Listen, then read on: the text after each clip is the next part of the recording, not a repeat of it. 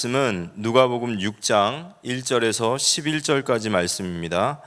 누가복음 6장 1절에서 11절까지 말씀을 우리 함께 합독하도록 하겠습니다. 같이 한번 읽어보겠습니다. 안식일에 예수께서 밀밭 사이로 지나가실새 제자들이 이삭을 잘라 손으로 비비어 먹으니 어떤 바리새인들이 말하되 어찌하여 안식일에 하지 못한 일을 하느냐. 예수께서 대답하여 이르시되 다윗이 자기 및 자기와 함께한 자들이 시장할 때에 한 일을 잃지 못하였느냐. 그가 하나님의 전에 들어가서 다만 제사장 외에는 먹어서는 안 되는 진설병을 먹고 함께한 자들에게도 주지 아니하였느냐. 또 이르시되 인자는 안식일의 주인이니라 하시더라. 또 다른 안식일에 예수께서 회당에 들어가사 가르치시되 거기 오른손 마른 사람이 있는지라. 서기관과 바리새인들이 예수를 고발할 증거를 찾으려 하여 안식일에 병을 고치시는가 엿보니 예수께서 그들의 생각을 아시고 손 마른 사람에게 이르시되 일어나 한가운데 서라 하시니 그가 일어나 서거늘 예수께서 그들에게 이르시되 내가 너희에게 묻노니 안식일에 선을 행하는 것과 악을 행하는 것 생명을 구하는 것과 죽이는 것 어느 것이 옳으냐 하시며 무리를 둘러보시고 그 사람에게 이르시되 내 손을 내밀라 하시니 그가 그리하매 그 손이 회복된지라. 그들은 노기가 가득하여 예수를 어떻게 할까 하고 서로 의논하니라. 아멘. 우리 옆 사람과 함께 인사 나누겠습니다. 한 주간 수고 많으셨습니다. 제가 한 20초 시간을 드릴 테니까요. 우리 옆에 있는 분한테 내가 할 수 있는 최고의 칭찬, 살리는 말 우리 잠깐 나누도록 하겠습니다. 20초 드릴게요. 빨리 하십시오. 안 하는 분 다 이게 체크해서. 이번 주간에 우리에게 살리는 말이란 말씀 주셨죠? 예. 감사합니다. 은혜 많이 받는 귀한 시간 되었으면 좋겠습니다. 오늘 제목은 인자는 안식일의 주인이라라는 말씀을 가지고 우리 주일날 받았던 말씀과 함께 조금 더 말씀을 살펴보도록 하겠습니다. 갈라디아 2장 20절 말씀 저희 올 한 해 이 말씀으로 받았는데요. 갈라디아 2장 20절 우리 같이 한번 읽어볼까요? 외우시는 분은 그냥 외우셔도 되고요. 한번 읽어보겠습니다. 내가 그리스도와 함께 십자가에 못 박혔나니 그런즉 이제는 내가 사는 것이 아니요 오직 내 안에 그리스도께서 사시는 것이라. 이제 내가 육체 가운데 사는 것은 나를 사랑하사 나를 위하여 자기 자신을 버리신 하나님의 아들을 믿는 믿음 안에서 사는 것이라. 아멘. 신앙생활을 하면서 신앙생활에 실패하는 사람과 성공하는 사람의 특징은 믿음에 대한 이해라는 생각을 하게 됩니다. 믿음이란 무엇일까요? 우리 기독교인에게 믿음은 참 중요한 건데 믿음은 뭘까요? 우리 서론 첫 번째 보면 믿음이란 이란입니다. 믿음을 정의할 때 우리가 아주 간단한 얘기 같지만 좀 마음에 좀 묵상하실 필요가 있는 것은 믿음은 우리 자신의 믿음을 믿는 것이 아닌 예수 그리스도의 믿음을 믿는 것이다 이겁니다. 그러니까 우리가 이 믿음이라는 것을 정의할 때 나의 믿음을 의지하는 것이 믿음이 아니에요. 내게 지금 믿음이 있는가 없는가 그건 굉장히 중요한 얘기 같지만 거기에 그걸 우리는 믿음이라고 하는 것이 아니라 우리가 믿는 것은 예수님을 믿는 거죠. 그런데 그 예수님을 믿는 믿음을 믿는다라는 것은 믿음이란 그 말 자체가 신실하시다라는 뜻이 있어요. 믿음직스럽다라는 그 뜻이 있습니다. 그러니까 우리는 뭘 믿어야 되냐면 예수님의 신실하심을 믿어야 됩니다. 아멘. 이게 너무도 중요한 거예요. 왜냐하면 내 자신의 믿음을 믿으면요 반드시 그 믿음이 우리에게 때로는 교만으로 다가올 때도 있고 또는 낙심으로 올 수도 있습니다. 그런데 우리가 예수님을 믿는 믿음을 가지면 우리가 때로는 낙심할 때도 때로는 내 자신에게 좌절할 때도 그 예수님을 믿는 믿음으로 일어날 수 있거든요. 이것은 굉장히 중요한 믿음의 정의입니다. 그래서 내 자신의 믿음이 크냐 적냐 여기에 우리가 거기에 믿음에 우리 인생을 거는 것이 아니라 내 믿음이 크던 작던 내 믿음과 상관없이, 어쩌면 나의 그런 믿음의 크기와 상관없이 우리 주님만을 믿고 나가야 돼, 우리 주님만이 믿을 뿐이야 라고 나가는 우리 귀한 316교회 성도님들 됐으면 좋겠습니다. 이번 주간이 두 번째, 내 손을 내밀라 이렇게 말씀하시면서 중요한 키워드가 있었죠. 예수님께서 38년 된 병자에게 일어나 네 자리를 들고 걸으라 했는데, 이 사람은 일어날 수 없는 사람이었어요. 일어날 수 없는 사람에게 일어나라 말씀하셨고, 손을 내밀 수 없는 사람에게 손을 내밀라 하셨습니다. 그러면서 강단에서 주신 말씀은, 하나님께서 명령하시면 하나님은 이미 치료하시고 명령하신다. 맞습니까? 이게 이제 믿음인 거예요. 우리가 말씀 붙잡는다는 게 이런 거예요. 하나님은 먼저 치료해 놓으시고 명령하신다라는 겁니다. 그래서 우리는 죽으나 사나 이 말씀을 믿고 붙잡고 오늘 금요 예배에, 또 우리가 금요 기도에 기도해야겠죠. 이게 하나님의 일하시는 방식이신 거예요. 하나님이 명령하시면 그건 성취된 겁니다. 그래서 우리에게 내 손을 내밀라 하셨으면 이미 치료하시고 우리에게 내밀라 하심을 믿으시기 바랍니다. 그래서 이번 한 주간 우리는 나의 손 마른 것이 무엇인가 이거를 확인해라 이렇게 말씀하셨죠.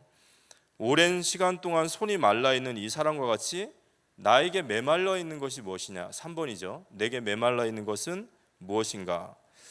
나에게 은혜가 메말랐는지, 또는 사랑이 메말랐는지, 신앙의 어떤 기쁨이 메말랐는지, 나에게 능력이 메말랐는지, 오늘 우리가 이 말씀을 통해서 또다시 우리 자신이 내가 무엇이 메말랐는지를 발견하고, 또 주님 앞에 내 손을 내밀라라는 그 주님 앞에 또 반응하고 나아가는 우리 귀한 시간 됐으면 좋겠습니다. 오늘 말씀의 첫 번째는 안식일 논쟁입니다. 오늘 누가복음 6장의 이 말씀은 마태복음 12장과 마가복음 2장의 말씀의 평행 본문이라고 해서 같은 사건을 다루고 있습니다. 오늘 누가복음 6장 1절에 보니까 안식일에 예수께서 밀밭 사이로 지나가실새 제자들이 이삭을 잘라 손으로 비비어 먹으니 어떤 바리새인들이 말하되 어찌하여 안식일에 하지 못한 일을 하느냐 이렇게 얘기를 했어요. 그래서 바리새인들이 제자들이 하는 일을 보고 지금 예수님께 고발을 한 거죠. 근데 그 고발한 사건은 다른 것이 아니라 밀밭 사건이에요. 밀밭에서 이 제자들이 배가 고팠던 것 같아요. 그러니까 이제 밀밭에 있는 그 밀을 하나 이제 꺾어다가 그걸 이제 비벼서 그 밀을 먹은 거겠죠. 근데 이제 이걸 보면서 바리새인들이 어찌하여 안식일을 범하느냐 이렇게 얘기한 겁니다. 그러니까 지금 바리새인들이 예수님의 제자들에게 이렇게 이야기한 것은 왜 남의 밀밭에서 그걸 훔치냐 이 얘기는 아니에요. 왜냐하면 신명기 23장 25절에 보면 내 이웃의 곡식 밭에 들어갈 때에는 내가 손으로 그 이삭을 따도 되느니라. 남의 밭에 들어가서도 배가 고플 때는 그 이삭을 따도 되는 거예요. 그걸 먹을 수 있는 거예요. 그러나 내 이웃의 곡식 밭에 낫을 대지는 말져라. 남의 배가 고파서 남의 곡식에 저희가 따서 먹을 수는 있지만 거기서 낫 들고 본격적으로 수확하면 안 되겠죠. 그건 도둑질이죠. 근데 여기서 중요한 게 뭐냐면요, 남의 밭에 들어가서 손으로 따서 먹을 수 있지만 낫을 대지 말라는 것은 이웃에 대한, 율법 안에 있는 이웃에 대한 사랑이 이 속에 나와 있다는 거예요. 특히 우리가 이제 구약에 보면은 고아나 과부나 이방인, 그러니까 이스라엘 백성들이 생각하는 가장 낮은 자들에게 밭에서 농산물을 재배할 때 다 추수하지 말고, 또 혹시 추수해서 가다가 떨어뜨리는 것들이 있으면 그거 줍지 말고 그건 다 놔두라. 이웃의 가난한 자들 위해서 놔두라. 그래서 우리가 룻기에 보면 왜 이삭 줍기 하러 가잖아요. 그렇듯이 율법 안에는 이러한 이웃 사랑에 대해서 열어놓았단 말이죠. 그 말은 율법은 우리가 생각하는 것처럼 율법 무서워 이게 아니라 율법의 정신은 하나님을 사랑하고 이웃을 사랑하는 것이에요. 그래서 이 율법 속에는 하나님이 율법을 우리에게 주셨잖아요. 그죠? 그러니까 이 율법 속에는 하나님의 뜻이 있고 하나님의 마음이 있는 겁니다. 그래서 이 율법에는 이웃 사랑에 대한 여지가 열려 있습니다. 그런데 이제 이 바리새인들이 제자들에게 말한 것은 밀을 꺾어서 먹은 도둑질했다 이게 아니라 안식일을 범했다라는 거죠. 무엇이 안식일을 범했냐라고 말할 때 밀을 꺾은 것을 추수라고 생각을 하고 밀을 비빈 것을 타작했다라고 얘기하는 거예요.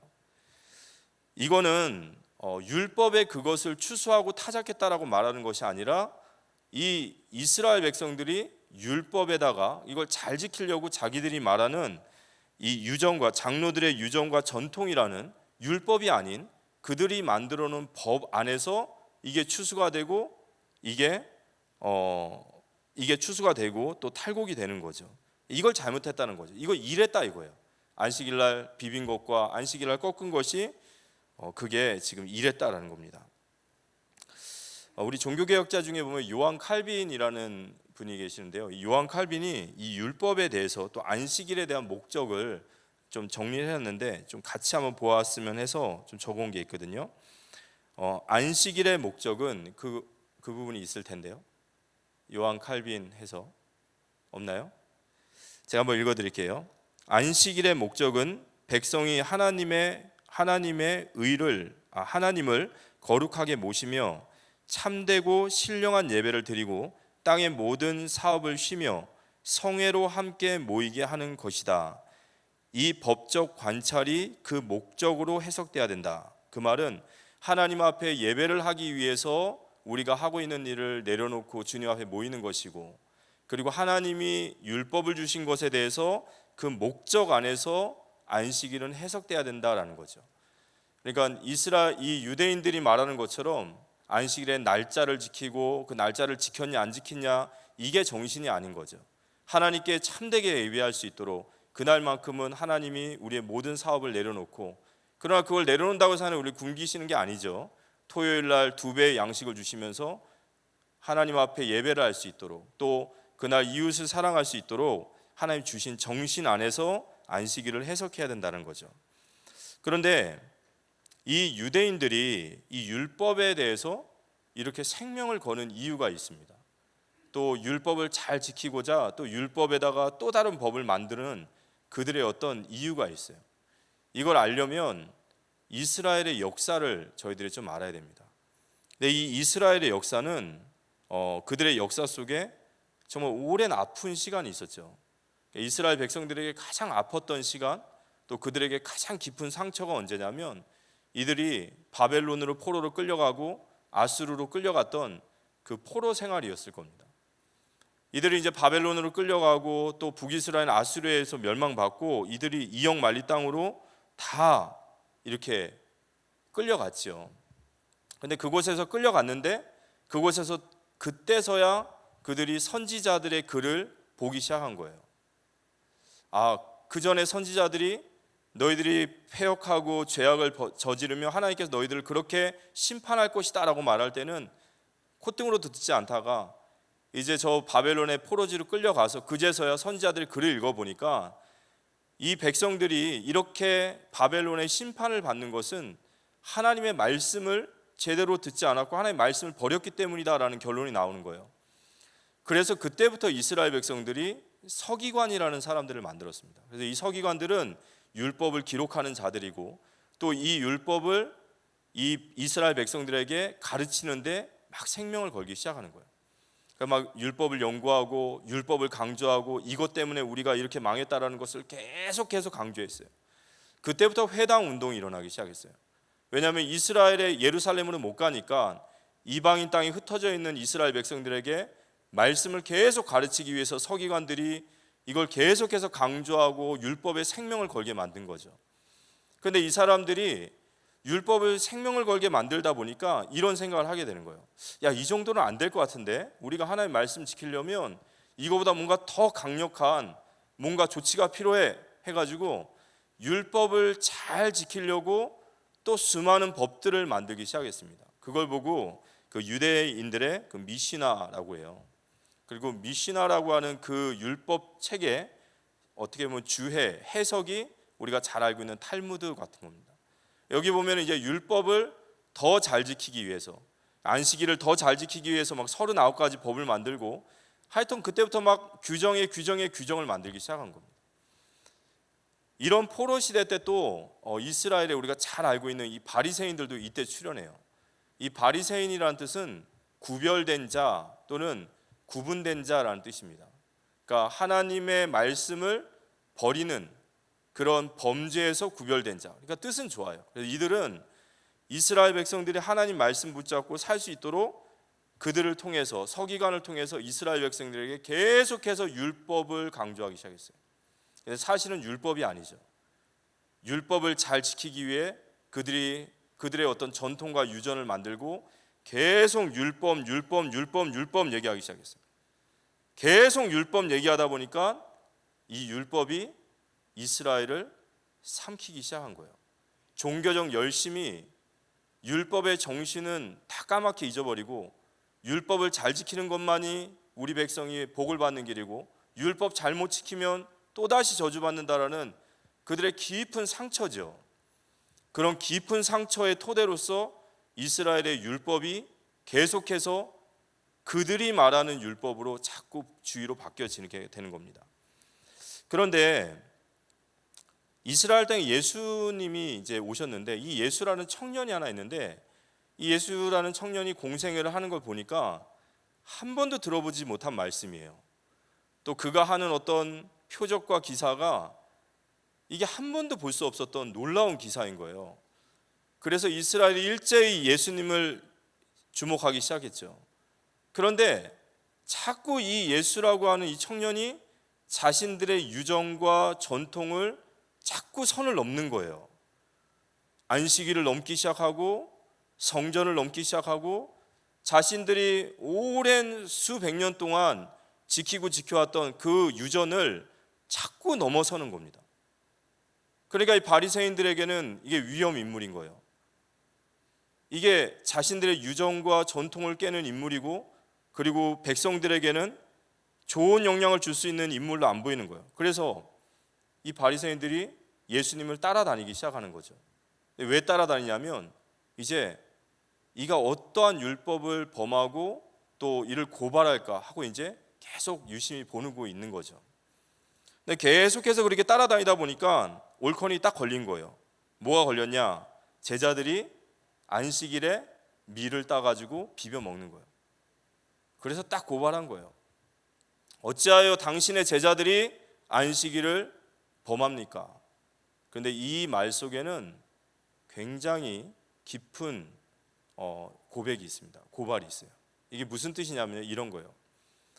당신이 메시아라고 말을 하면서 메시아라고 말하는 자가 어찌 하나님의 계명을 어길 수 있냐 이거예요. 이건 굉장히 어떻게 보면 그들의 뼈 있는 얘기죠. 스스로 메시아라고 하는 자가 하나님의 안식일을 지키지 않고 계명을 지키지 않으면서 당신이 무슨 메시아라고 할 자격이 있습니까? 라고 얘기하는 거예요. 여기에 대해서 이제 예수님께서 이렇게 얘기하시죠. 무죄한 자를 범하는 것이다. 너희가 지금 안식일에 대해서 얘기하고 있는데 이거는 무죄한 자를 범한 것이다 라고 얘기합니다. 그래서 누가복음 6장 3절에서 5절의 말씀 보면 예수께서 대답하여 이르시되 다윗이 자기 및 자기와 함께한 자들이 시장할 때의 한 일을 잃지 못하였느냐. 그가 하나님의 전에 들어가 다만 제사장 외에는 먹어서는 안 될 진설병을 먹고 함께한 자들에게도 주지 아니하였느냐.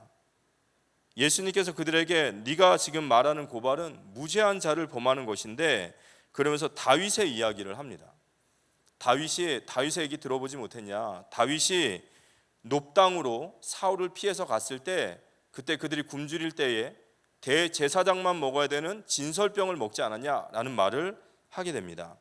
이 말씀이 사무엘상 21장 1절에서 6절까지 있습니다. 우리 같이 한번 읽어보겠습니다. PPT 있죠? 한번 띄워주시겠습니까? 사무엘상 21장 1절에서 6절 같이 한번 읽어보겠습니다. 다윗이 노베 가서 제사장 아히멜렉에게 이르니 아히멜렉이 떨며 다윗을 영접하여 그에게 이르되 어찌하여 내가 홀로 있고 함께하는 자가 아무도 없느냐 하니 다윗이 제사장 아히멜렉에게 이르되 왕이 내게 일을 명령하고 이르시기를 내가 너를 보내는 것과 내게 명령한 일은 아무것도 사람에게 알리지 말라 하시기로 내가 나의 소년들을 이러이러한 곳으로 오라고 말하였나이다. 이제 당신의 수중에 무엇이 있나이까? 떡 5덩이나 무엇이나 있는 대로 내 손에 주소서 하니 제사장이 다윗에게 대답하여 이르되 보통 떡은 내 수중에 없으나 거룩한 떡은 있나니 그 소년들이 여자를 가까이만 하지 아니하였으면 주리라 하는지라. 다윗이 제사장에게 대답하여 이르되 우리가 참으로 3일 동안이나 여자를 가까이 하지 아니하였나이다. 내가 떠난 길이 보통 여행이라도 소년들의 그릇이 성결하겠거늘 하물며 오늘 그들의 그릇이 성결하지 아니하겠나이까 하매 제사장이 그 거룩한 떡을 주었으니 거기는 진설병 곧 여호와 앞에서 물려낸 떡밖에 없음이라. 이 떡은 더운 떡을 드리는 날에 물려낸 것이더라. 사무엘상 21장에 보니까 바로 오늘 예수님이 얘기하셨던 다윗이 진설병을 먹었다라는 겁니다. 다윗이 높당으로 피신을 했어요. 사울이 다윗을 죽이려고 했으니까요. 다윗이 피신하는데 그가 높당에 가서 아히멜렉이라고 하는 제사장에게 갔더니 이 제사장이 떠는 거예요. 왜 떠냐면 이미 사울이 다윗을 미워함으로 죽이기로 작정한 것을 그들도 알고 있었단 말이에요. 그러니까 그런 도망자 신세에 있는 다윗이 오니까 아히멜렉도 순간 놀랬겠죠. 왜냐하면 불똥이 튈 수도 있고 훗날에 실제 튀죠. 근데 다윗이 이제 아히멜렉에 와서 이렇게 부탁을 합니다. 당신 수중에 있는 떡 5덩이나 무엇이든지 있으면 우리에게 좀 주십시오. 이제 이 상황을 보니까 다윗과 함께했던 자들이 굶주렸던 것 같아요. 몹시 굶주린 거죠. 그러니까 지금 여기 성전까지 들어왔겠죠. 그랬더니 이 성전을 지키는 제사장 아히멜렉이 그에게 보통 떡은 나에게 있는 것이 아니라 거룩한 떡, 하나님의 제단에 올려졌던 진설병인 그 거룩한 떡만 있습니다. 그래서 당신들이 부정한 일을 하지 않았다면 이 떡을 드리겠습니다. 그리고 나서 이 진설병을 드립니다. 그래서 다윗이 이 떡을 먹게 된 이야기를 예수님이 하신 거예요. 근데 레위기서 24장 8절에서 9절의 말씀을 보면 안식일마다 이 떡을 여호와 앞에 항상 진설할지니 이는 이스라엘 자손을 위한 것이요 영원한 언약이니라. 이 떡은 아론과 그의 자손에게 돌리고 그들은 그것을 거룩한 곳에서 먹을지니 이는 여호와의 화제 중 그에게 돌리는 것으로서 지극히 거룩함이니라. 이는 영원한 규례니라. 여기 레위기 24장 그대로 좀 띄워두시면요, 잠깐 띄워주세요. 레위기 24장 8절 9절에 보면 이 진설병의 떡을 먹을 수 있는 사람은 누구냐면 거룩한 곳 성전에서 거룩한 자 제사장만 이걸 먹을 수 있어요. 그러니까 이건 제사장 외에는 이 떡을 먹으면 안 되는 떡이죠. 제사장만 먹으라고 한 거예요. 그런데 지금 아히멜렉이 다윗에게 이 떡을 준 것입니다. 저희들이 이 설교를 이 부분을 읽으면서 저도 굉장히 많이 이 부분에 대해서 이제 좀 주석도 보고 나름대로 여기에서 계속 좀 오늘 하루 종일 좀 생각을 많이 해봤는데요. 이 부분을 우리가 이렇게 설교를 할 수도 있을 것 같아요. 아히멜렉은 율법에는 제사장에게 이 진설병을 먹지 말라 했는데 그러나 지금 당장 눈앞에 생명이 죽어가고 있는 그 다윗을 보면서 율법보다 더 긍휼한 마음으로 생명을 살리는 게 우선이니까 그에게 떡을 주었다라고 말할 수도 있습니다. 그게 틀리다라는 건 아니에요. 그러나 오늘 이 바리새인들이 질문한 바에 의하면 안식일은 하나님의 거룩한 율법이고 만약에 우리가 이걸 그대로 받아들인다면 그래 맞잖아. 우리가 생명을 살리고 사람을 세우는 일이라면 율법보다도 더 그 일을 할 수 있어 라고 말할 수 있을 거예요. 그러면 결과적으로 어떻게 되죠? 율법과 이웃을 사랑하는 것은 서로 괴리감이 생기는 거죠. 사랑이 먼저고 율법보다 사랑이 높은 거야 라고 말해버리면 율법의 정신은 사랑이 아닌 게 되는 거예요. 그런데 이 부분에 대해서 또 다른 해석이 있습니다. 근데 저도 이 부분이 맞다고 생각해요. 이 레위기서 24장 8절에서 9절의 이 본문의 말씀을 보면은 어떤 부분이 있냐면 제사장이 이 떡을 먹을 것이다 라고 말은 하지만 이 떡을 먹었을 때 타인이 먹었을 때 어떠한 형벌을 받는지에 대한 법조항이 없어요. 근데 이걸 가지고 법적으로 죄형 법정주의라고 한다고 해요. 죄형 법정주의. 이 죄형 법정주의라는 것은 무슨 말이냐면요, 처벌의 규정이 없는 법은 처벌할 수 없다라는 거예요. 저희 학교에 이제 변호사 분이 한 분 계세요. 그래서 오늘 제가 한번 물어봤습니다. 처벌의 법정 형벌이 없다면, 처벌 규정이 없다면 처벌이 가능하지 않은 건가요? 라고 말할 때 이 변호사님도 이 얘기를 하더라고요. 그래서 세부적인 처벌 규정이 있게 된다. 그래서 이 죄형 법정 규정이란 말은 법률이 없으면 범죄도 없고 형벌도 없다. 그러니까 지금 우리가 이 레위기서 24장에 제사장만 먹어야 된다라는 것은 맞지만, 제사장 외에 다른 사람이 먹었을 때는 네가 하나님의 천벌을 받을 것이다, 나병에 걸릴 것이다, 재앙을 받을 것이다 라는 법조항이 없단 말이죠. 그러니까 이것은, 이 제사장의 진설병 속에는, 이 메시지 속에는 하나님의 은혜가 숨겨져 있는 거예요. 아까 우리가 남의 곡식 밭에 가가지고 밀을 따먹을 수는 있지만 낫을 대지 말라 했던 것처럼, 그 속에 율법의 정신이 있듯이 진설병을 먹을 수 있는 것도 제사장이 먹어야 하지만 거기에 세부적인 규칙을 넣지 않음으로 인해서 사실은 여기는 열려 있다라고 봐야 돼요. 약간 법이 모호한 거죠. 그리고 이 속에서 우리는 은혜가 감춰져 있는 것입니다. 결국 아히멜렉은 이스라엘 백성들이 규정해 놓은 율법이 아니라 결국에는 굶주리고 있는 다윗의 생명을 살렸습니다. 그러나 죄형 법정주의라는 이 논리 안에서 본다면 그 역시도 이 율법을 어긴 것은 아니죠. 근데 왜 이 얘기를 예수님이 하셨냐면요, 조금 복잡하시죠? 그래도 이제 다 끝났습니다. 마태복음 12장 4절 5절, 예수님이 이 다윗의 이야기를 하신 이유가 있어요. 읽어보겠습니다. 그가 하나님의 전에 들어가서 제사장 외에는 자기나 그 함께한 자들이 먹어서는 안 되는 진설병을 먹지 아니하였느냐. 또 안식일에 제사장들이 성전 안에서 안식을 범하여도 죄가 없음을 너희가 율법에서 읽지 못하였느냐. 안식일에 제사장들이 성전에서 안식을 범한다, 무슨 뜻일까요? 제사장들이 안식일날 떡을 준비하고 그리고 제물을 위해서 이런저런 준비하는 것이 뭘 하는 거죠? 일을 하는 거예요. 그러면 제사장들이 지금 안식을 범하는 거죠. 그러니까 무슨 얘기냐면요, 예외 규정이 있다라는 겁니다. 제사장들이 일함으로 인해서 백성들이 안식을 얻게 되죠.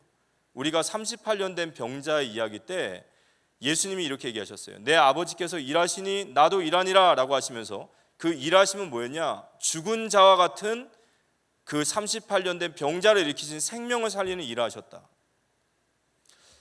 결국 예수님께서 이 말씀을 하시고자 하시는 말씀은 뭐냐면요, 그들은 안식일에 대해서 완전히 오해하고 있는 거죠. 이 안식일이라고 하는 것도, 또 이 율법이라고 하는 것도 예외 규정이 있는데, 그 예외 규정은 다른 것이 아니라 율법 안에 있는 정신을 말하는 거예요. 율법의 정신은 뭐냐? 결국 이웃을 사랑하고 형제를 사랑하고 생명을 살리는 것인 줄 믿으시기 바랍니다. 율법을요, 그 눈으로 보시면 정확한 거예요. 이 율법이라는 것은 유대인들이 만든 어떤 교조주의, 안식 일을 지켰냐, 그리고 이 일을 잘 지켰으면 그것이 너에게 큰 의가 되고, 지키지 않았으면 정죄되고, 여기에 안식일의 의미가 있는 것이 아니라 이 안식일 자체가 하나님을 사랑하고 이웃을 사랑하는 것임을 믿으시기 바랍니다. 생명을 살리는 거예요. 그러면서 예수님께서 이들에게요, 깜짝 놀랄 얘기를 하는 거예요. 바로 인자는 안식일의 주인이라. 여기 인자는 예수님 얘기하죠. 누가복음 6장 5절에 보면 또 이르시되 인자는 안식일의 주인이니라. 맞습니까? 자, 안식일의 주인이라는 뜻이 무슨 뜻이죠? 질문하지 말까요? 생각해 보셨습니까? 안식일의 주인이 뭘까? 저도 안식일의 주인이 무엇일까 잘 몰랐다가요, 오늘 설교 준비하면서 좀 찾아보니까 아, 그런 뜻이구나. 주인은요, 무슨 뜻이냐, 이런 거죠. 안식일을 만드신 분이 주인인 거예요. 안식일을 누가 만드셨을까요? 창세기 2장 2절에 하나님이 만드신 거예요. 예수 그리스도께서 내가 안식일의 주인이라고 하신 것은 바로 그 안식일을 만드신 창조주 하나님이시죠. 그런데 이 안식일을 만드신 그 창조주 하나님께서는요, 그 안식일에 그분의 뜻을 그 속에 담아 놓으셨단 말이에요. 그래서 안식일을 제대로 해석하려면 그것을 만드신 주인에게 물어봐야 되는 거예요. 더욱이 바리새인들은 안식일을 생명처럼 여기는 사람들이죠. 그런데 만약 예수 그리스도께서 안식일의 주인이시라면 그들이 진정으로 안식일을 지키는 것은 그 주님의 뜻을 따라가는 것임을 믿으시기 바랍니다. 이것은요, 우리 신앙에도 적용되어져요. 우리가 안식일을 보통 주일로 받아들이지 않습니까? 주일은 안식 후 첫날이란 뜻이고, 성경에서 첫 번째라는 뜻은 모든 것을 대표한다는 뜻이에요. 우리가 주일날 하나님 앞에 영광 돌리고 하나님께 구별하는 것은 하나님, 주일만 하나님의 날이 아니라 이 엿새 모든 날이 바로 주님의 날이시고, 이 안식일의 정신과 같이 우리는 주님께 영광 돌리고 주님께 우리의 인생을 맡기고 그렇게 살겠습니다라는 다짐이 이 주일 안에 있는 거예요. 그렇다면 이 안식일은 그 안식일을 만드신 주님의 뜻이 그 속에 있는 것이고, 그 뜻을 지키는 것이 바로 율법을 행하는 하나님의 사람의 길인 줄 믿으시기 바랍니다. 그런데 오늘 그 예수님이 이렇게 얘기하셨어요. 마가복음 2장 27절에 보니까 안식일에 대해 규정하셨어요. 같이 읽어보겠습니다. 또 이르시되 안식일이 사람을 위하여 있는 것이요 사람이 안식일을 위하여 있는 것이 아니니. 조금 해석이 필요하겠지만 이해는 되시겠죠? 안식일이 사람을 위해서 있는 거예요. 마태복음 12장 7절 또 볼까요? 안식일에 대한 얘기를 하셨습니다. 같이 읽어보겠습니다. 나는 자비를 원하고 제사를 원하지 아니하노라 하신 뜻을 너희가 알았더라면 무죄한 자를 정죄하지 아니하였으리라. 아히멜렉의 그 생명을 살린 것은 그것은 옳은 길이다라는 거예요. 예수님이 안식일의 주인이십니다. 맞습니까? 그 말은 우리의 모든 신앙생활을 어디에 초점을 맞춰야 되냐라는 얘기와 같아요. 안식일은 누구를 위해 존재하죠? 사람을 위해 존재하시는 것이고, 예수님은 제사의 행위와 안식일 날을 지키는 것보다 뭘 더 원하신다고요? 나는 자비를 원하노라. 우리 모두 다 마음에 새겼으면 좋겠습니다. 바리새인에게 주시는 말씀이 아니라 오늘 우리에게 주시는 말씀인 줄 믿습니다. 두 번째는 손 마른 사람을 고치셔요. 그런데 이들이 이러한 안식일의 주인이다라는 주님을 만났어요. 근데 그들이 변화됐을까요? 변하지 않았습니다. 그들은 여전히 자신들의 전통과 유전을 어기는 예수를 저걸 어떻게 고발할까? 저 인간을 어떻게 저거를 잡아야 되나? 계속 여기에 가득 차 있는 거예요. 그래서 예수님께서 다음 날인지 그 다음 주인지 모르지만 다시 안식일의 회당에 들어가서 가르치시기 시작하셨어요. 의도적인 것이죠. 왜냐하면 그들이 변화되지 않은 거예요. 그런데 그 안식일에서 들어가서 회당에 들어가서 가르치시는데요, 누가복음 6장 6절에서 8절 읽어보면요, 또 다른 안식일에 예수께서 회당에 들어가사 가르치실세 거기 오른손 마른 사람이 있는지라. 서기관들과 바리새인들이 예수를 고발할 증거를 찾으려 하여 안식일에 병을 고치시나 엿보니. 이제 엿본 이유 아시겠죠? 예수님 고발하려고 자기들의 유전 들었는데도 못 깨닫는 거예요. 은혜를 못 받은 거죠.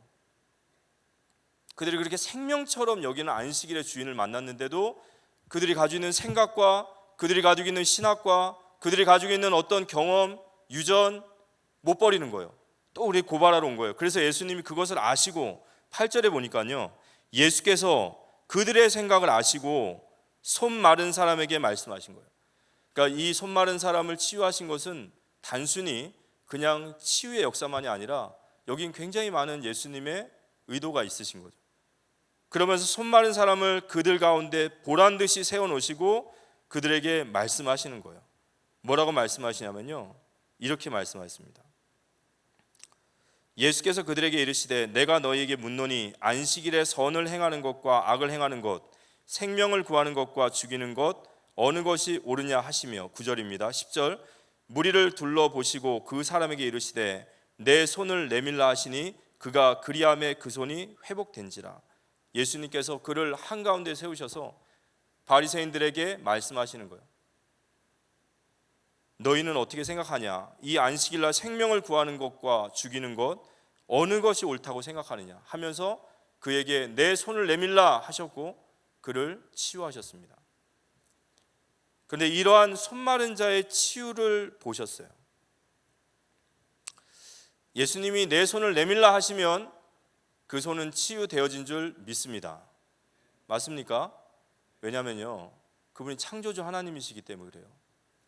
창조주 하나님이 명하시면 온 피조 세계는 그 말씀 앞에 굴복해야 돼요. 복종해야 됩니다. 바람도 파도도 모든 피조 세계도 주님이 명령하시면 그 명령 앞에 순종해야 되는 거예요. 우리의 질병의 문제 역시 주님이 그런 은혜를 주시기를 원합니다. 그래서 오늘 기회예요. 나의 마른 손을 주님 앞에 내밀고 주님 내게 명령하셨사오니 주여 내 말씀대로 될 줄 믿습니다. 기도하며 나아가는 우리 모두가 되었으면 좋겠습니다. 마지막 세 번째, 이 손마른 자의 치유 위에 우리가 주일날 들었지만 그들의 반응이 나오죠. 그들은 노기가 가득하여 라고 나와 있어요. 누가복음 6장 11절에 보니까 그들은 노기가 가득하여 예수를 어떻게 할까 하고 이제 서로 의논하기 시작했어요. 본격적으로 그들이 이 안식일 논쟁 이후부터 예수님을 죽이고자 이제 논합니다. 마태복음 12장 14절을 보니까 바리새인들이 나가서 어떻게 하여 예수를 죽일까 이제 의논하기 시작하는 거예요. 마가복음 3장 6절에 보니까요, 바리새인들은 또 헤롯 당과 함께 야합해서 이제 예수님 어떻게 죽일까 생각하는 거죠. 이 오랜 시간 이 손 마른 자, 이 질병 가운데 있는 자, 그냥 단순히 질병이 아니라 그들에게는 죽음의 시간이죠. 죽었던 자들이에요. 그 죽었던 자들이 일어났단 말이에요. 그들이 살아났으면 정말 하나님을 찬양하고 하나님께 영광 돌려야 되는데 그들은 도리어 마음에 노기가 가득 차고 점점 분노가 치밀어 오르는 거예요. 예수님이 말씀하면 말씀할수록 점점 마음속에는 시기와 분노로 가득 차고 점점 그들의 분노가 가득 차서 이제 저걸 어떻게 죽일까 아무것도 들리지 않기 시작한 거죠. 오늘 말씀의 결론을 좀 말씀드리겠습니다. 결론 첫 번째는 예수님께서 인자는 안식일의 주인이라 하셨습니다. 그렇게 그들이 생명 걸고 지켰던 안식일, 그 안식일의 주인이 바로 예수 그리스도십니다. 우리도 마찬가지죠. 우리의 신앙생활, 우리가 생명 걸고 믿는 모든 것들, 거기에 주인이 바로 예수 그리스도심을 믿습니다. 그래서 우리는 인자는 안식일의 주인이라는 이 말에 우리는 아멘 하고 나가야 돼요. 맞습니다. 주님이 이 안식일의 주인이시고 우리의 모든 신앙생활의 주 되십니다. 그래서 우리는 참된 신앙생활이라는 것은 그 안식일의 주인 되신 그리스도의 뜻을 따라가는 거예요. 그 뜻을 따라가는 것이 참된 신앙생활인 줄 믿으시기 바랍니다. 그런데 그 주님께서 이렇게 말씀하셨어요. 너희는 어느 것이 옳으냐 이렇게 질문하신 거죠. 누가복음 6장 9절에 안식일날 선을 행하는 것과 악을 행하는 것, 생명을 구하는 것과 죽이는 것 어느 것이 옳으냐. 또 이 안식일의 주인 되신 주님께서 이 안식일을 규정하시면서 그분의 뜻을 얘기하셨죠. 안식일은 사람을 위해서 존재하는 것이다. 마태복음 12장 7절에 보니까 나는 자비를 원하고 제사를 원하지 아니하노라. 이게 주님의 뜻입니다. 주님은 우리가 안식일날 우리의 신앙생활이 우리의 이웃에 대하여 생명을 구하고 선을 행하는 것을 원하심을 믿으시기 바랍니다. 또 우리의 모든 종교 행위가 다른 것을 위하는 것이 아니라 주님이 가장 사랑하시는 주의 백성인 우리 자신과 우리 형제 자매를 위하여 주님이 모든 것을 만드심을 믿으시기 바랍니다.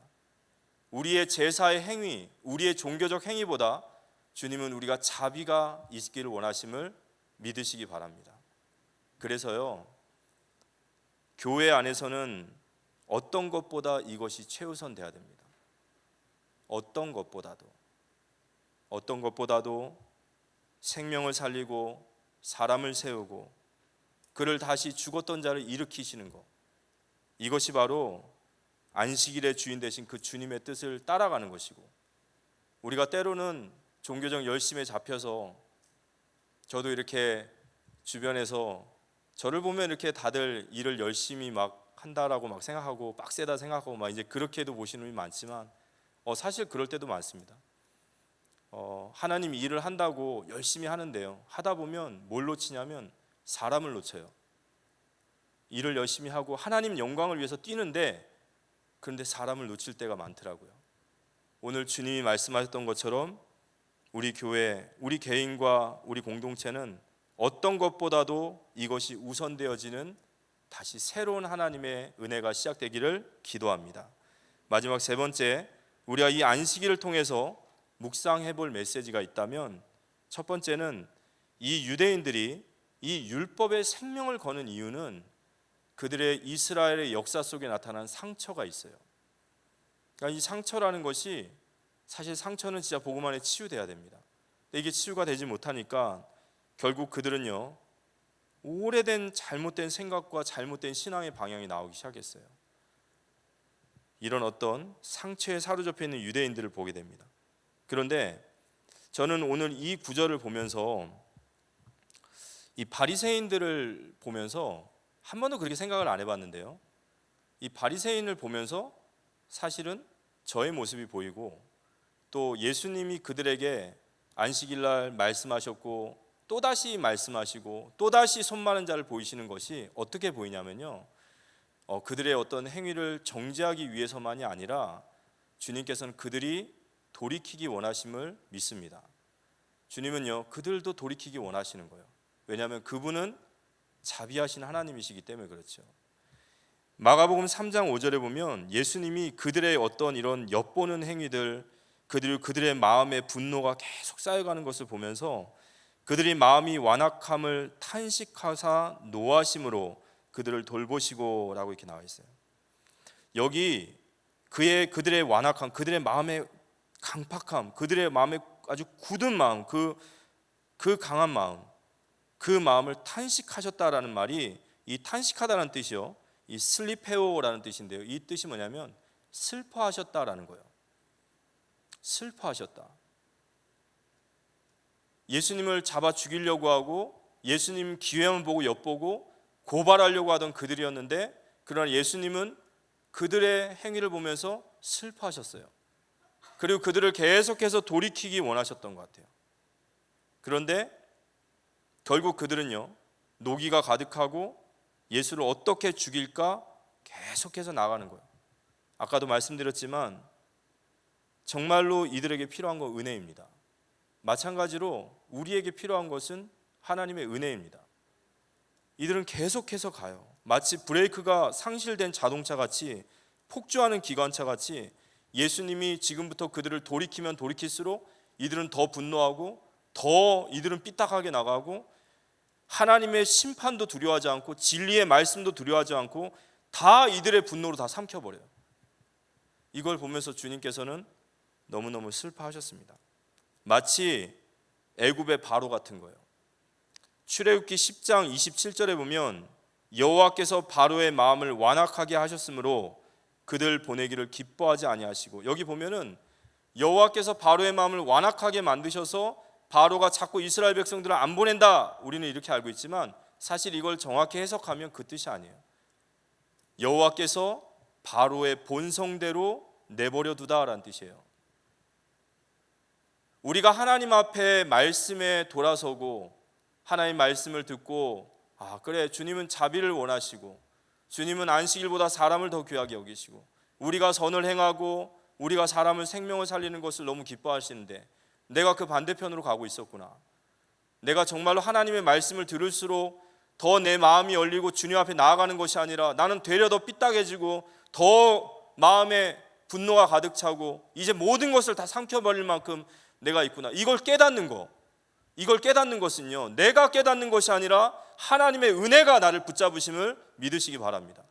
그 은혜를 풀어버리면 바로같이 되는 거예요.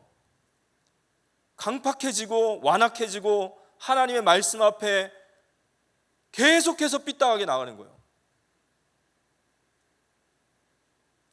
우리가 이번 주간에 내 손을 내밀라라는 말씀을 들으면서 주님의 말씀을 엿보는 자들이 있다고 했어요. 주님은 그 모습을 보면 슬퍼하셨어요. 그들을 계속 돌이키셨어요. 그들은 지적하는 것 같고 지적질하는 것 같았지만 주님의 마음은 그렇지 않으셨어요. 그런데 그러한 말씀을 듣고도 우리가 주님께 나아갈 수 있는 것은 주님의 은혜만이 우리를 변화시켜내게 하실 줄 믿습니다. 사도행전 16장 10절에 보면 바울이 아시아로 복음을 전하러 막 머리를 디밀고 가잖아요. 그런데 드로아에서 성령께서 환상 중에 마게도냐로 오라 하면서 이렇게 손짓을 할 때 사도행전 16장 10절에 보면 바울이 나를 마게도냐로 인도하심을 인정함이로라 라는 말이 있습니다. 이 인정함이로라 라는 말이 신비바조라는 뜻인데요, 설득당하다 라는 뜻이에요. 주님이 그의 마음을 설득하셨습니다. 가장 큰 축복이 뭘까요? 가장 복된 게 뭘까요?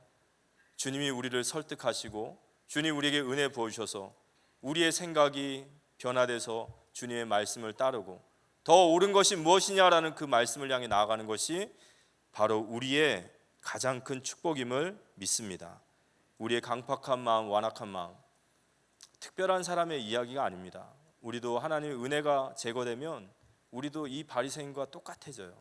어쩌면 우리가 지금 그러고 있는지도 몰라요. 종교적인 열심도 있고 신앙도 있고 다 있는데 주님의 향해서 주님이 뜻하는 바에 반대로 가고 있을지도 모릅니다. 우린 죄인이니까요. 그래서 우리에게 은혜가 필요합니다. 하나님 우리에게 은혜를 부어주시고 그래서 주님 앞에 다시 설 수 있도록, 새롭게 시작할 수 있도록 주님 그 새 길을 열어주심 믿고 우리 기도하며 나아가는 우리 귀한 성도님 되시기를 살아계신 예수님의 이름으로 기도합니다.